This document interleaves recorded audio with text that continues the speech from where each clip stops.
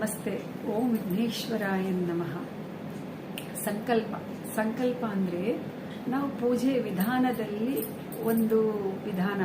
ಯಾವ ಥರ ನಾವು ಪೂಜೆ ಸ್ಟಾರ್ಟ್ ಮಾಡ್ತೀವಿ, ಯಾವ ಥರ ಅಂದರೆ ಓಂ ಶುಕ್ಲಾಂಬರಧರಂ ವಿಷ್ಣುಂ ಶಶಿವರ್ಣಂ ಚತುರ್ಭುಜಂ ಪ್ರಸನ್ನವದನಂ ಧ್ಯಾಯೇ ಸರ್ವವಿಘ್ನೋಪಶಾಂತಿ ಅಂತೇಳಿ ಪೂಜೆ ಸ್ಟಾರ್ಟ್ ಮಾಡ್ತೀವಿ.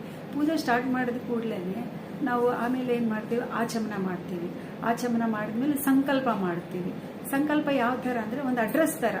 ಇವಾಗ ನಮ್ಮ ಮನೆಗೆ ಯಾವುದಾದ್ರೂ ಪೋಸ್ಟ್ ಬರಬೇಕು ಅಂತ ಹೇಳಿದರೆ ಅದ್ರ ಮೇಲೆ ನಾವು ಅಡ್ರೆಸ್ ಬರೆದ್ರೆ ತಾನೇ ಪೋಸ್ಟ್ ಆಫೀಸಿಂದ ನಮ್ಮ ಮನೆಗೆ ತಲುಪುತ್ತೆ.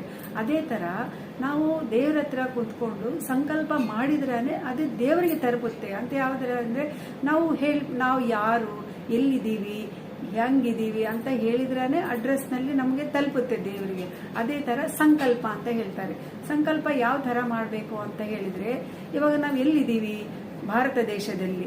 ಹಾಗಾಗಿ ಇವಾಗ ಯಾವ ಥರ ಅಂದರೆ ಓಂ ಮಮ ಉಪಾಸಂ ದಕ್ಷೇದ್ವಾರ ಶ್ರೀ ಪರಮೇಶ್ವರ ಮುದ್ದೀಸ ಶ್ರೀ ಪರಮೇಶ್ವರ ಪಿತ್ಯರ್ಥಂ ಶುಭೆ ಶೋಭನ ಮುಹೂರ್ತೆ ಆದ್ಯ ಬ್ರಾಹ್ಮಣ ದ್ವಿತೀಯ ಶ್ವೇತವರಾಹ ಕಲ್ಪೆ ವೈವಸ್ತರೆ ಕಲಿಯುಗೆ ಪ್ರಥಮ ಪಾದೆ ಜಂಬೂದೀಪೆ ಭರತವರ್ಷೆ ಭರತಖಂಡೆ ಪಶ್ಚಿಮ ದಿಗ್ಭಾಗೆ ಕರ್ನಾಟಕ ಪ್ರದೇಶ ಹಂಪಿ ಕ್ಷೇತ್ರ. ಅಂದರೆ ನಾವು ಯಾವ ಕ್ಷೇತ್ರದಲ್ಲಿ ಇರ್ತೀವಿ, ಯಾವ ನದಿಗಳ ಹತ್ರ ಇರ್ತೀವಿ, ಆ ನದಿಗಳು, ಆ ಕ್ಷೇತ್ರ.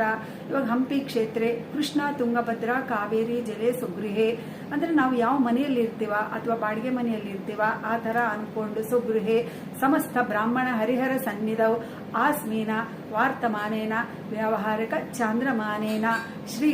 ಇವಾಗ ಯಾವ ಸಂವತ್ಸರೆ, ಪರಾಭವ ನಾಮ ಸಂವತ್ಸರೆ. ಇವಾಗ ಯಾವ ಆಯನದಲ್ಲಿದ್ದೀವಿ, ಉತ್ತರಾಯಣೆ.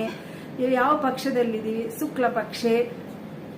ಯಾವ ವಾರ, ಇವಾದರೆ ಆ ವಾರ ಇಟ್ಕೊಂಡು ಆಮೇಲೆ ನಮ್ಮದು ಹೆಸರು, ನಾವು ಹೆಸರು ಯಾವ್ದು ಹೇಳ್ತೀವಿ, ಮನೆ ಯಜಮಾನ್ ಹೆಸರು, ಆಮೇಲೆ ಮಕ್ಕಳು ಎಲ್ಲರದ್ದು ಹೇಳ್ಕೊಂಡು ಅದನ್ನು ಸಂಕಲ್ಪ ಮಾಡಿದರೆ ಅದೊಂಥರ ಅಡ್ರೆಸ್. ಈ ಥರ ಯಾರಾದರೂ ಪೂಜೆ ಮಾಡೋರು ಯಾರಾದರೂ ಕೂಡ ಈ ಥರ ಮಾಡಿಕೊಂಡ್ರೆ ನಾವು ಭಗವಂತನಿಗೆ ನಾವು ಯಾವ ಹೆಸರು ಏನು ಅಂತ ಹೇಳಿ ಎಲ್ಲ ಹೇಳ್ಕೊಂಡು ಮಾಡ್ಕೊಳ್ಳೋದ್ರಿಂದ ಒಳ್ಳೆಯದು. ಆಮೇಲೆ ಗಂಗೆ ಪೂಜೆ ಮಾಡಬೇಕು. ಆಮೇಲೆ ವಿನಾಯಕಂದು ಷೋಡೋಪನಾಮಗಳು ಮಾಡಿಕೊಂಡು ನಂತರ ನಾವು ಯಾವ ಥರ ಪೂಜೆ ಎಲ್ಲ ಮಂತ್ರಗಳಿಂದ ಪೂಜೆ ಸ್ಟಾರ್ಟ್ ಮಾಡ್ಕೋಬೇಕು. Thank you so much.